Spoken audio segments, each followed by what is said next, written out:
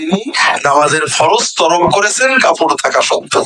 তাহলে শাড়ি পরে যারা নামাজ পড়েন মহিলারা, নামাজ কি হয়?